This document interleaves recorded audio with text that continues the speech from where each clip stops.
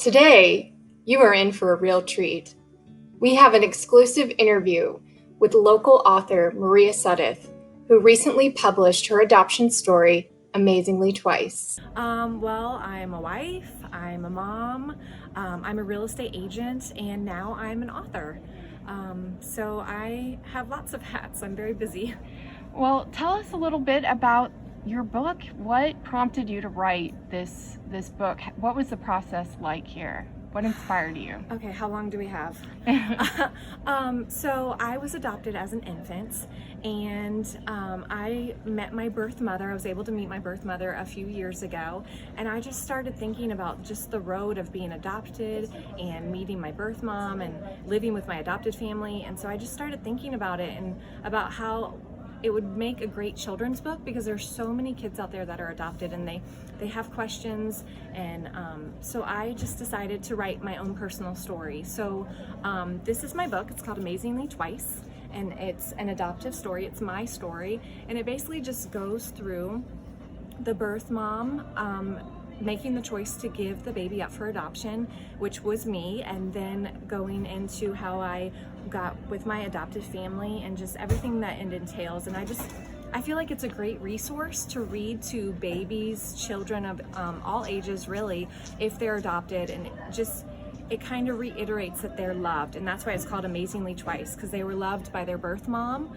and they're loved by their adoptive family. And so it just reiterates that adoption is about love. It's not about rejection or neglect. You know, it's about love. And when I was little, I kind of felt a little like, oh, why didn't my birth mom want me? But that was not the case at all. She was super brave and super awesome. She was not able to keep me, and so she gave me to a loving family that I had a great childhood, a great life growing up. And so I just wanted to get that message out there in children form.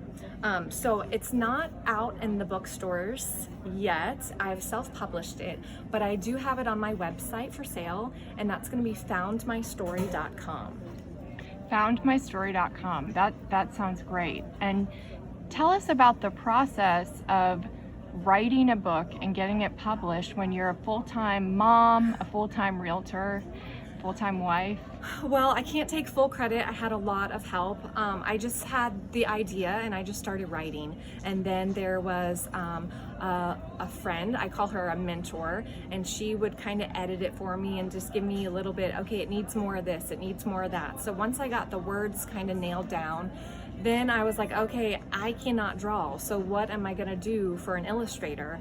And my daughter, who is 8, loves to draw. I mean, she's not like a Picasso, but she is really good. And so I asked her, hey, would you mind illustrating my book? Because at first I just thought, oh, I'm just gonna do this for friends and family. And so she illustrated. All the drawings are hers. I, touched them up a little bit here and there in Photoshop, but all of the drawings are hers. And so then it's kind of like, okay, so this is the front cover.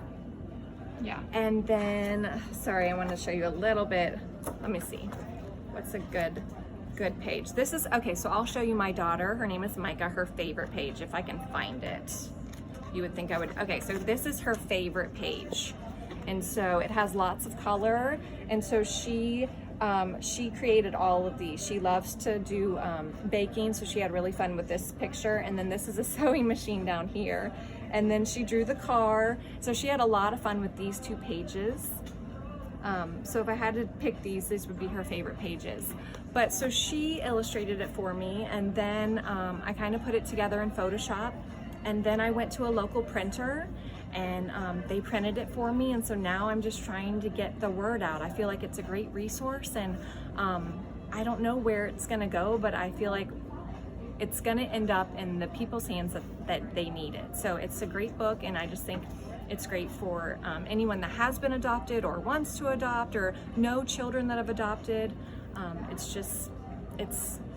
It was a very, it's a project full of love.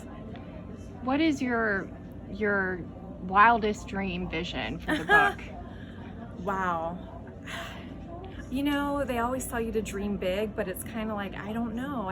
I mean, I guess it would be to see it on a bookshelf, like in an actual bookstore, or just to hear people say that, hey, I loved your book, it helped me so much. connect with my adopted child or connect with, anyone in their life that's been adopted. I guess that would be my biggest dream, is to just make sure that that it's not fluff, it's a real story and it's heartfelt and that it touches people.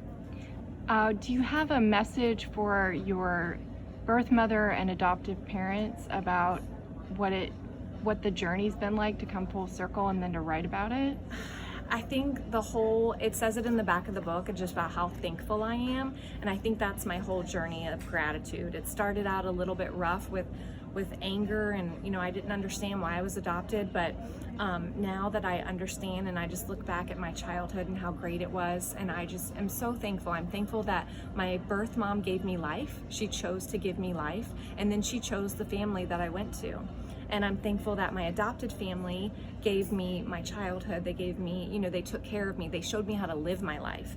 And so I'm just so thankful to both. And that's what this book is all about. Without either or, I would not be here. It took both of them to help me succeed. And so I'm just thankful for both of them. Well, thank you so much, Maria. And you said people could go to, what's the web address and how do they order? Well, it's new, so bear with me, but it's going to be foundmystory.com, and I also have a Facebook page, foundmystory.com. And so if you can't figure out my website, or you're on you feel more comfortable with Facebook, you can just send me a message at foundmystory on Facebook. Thank you so much, Maria. We really appreciate it. Thank you, Ashton.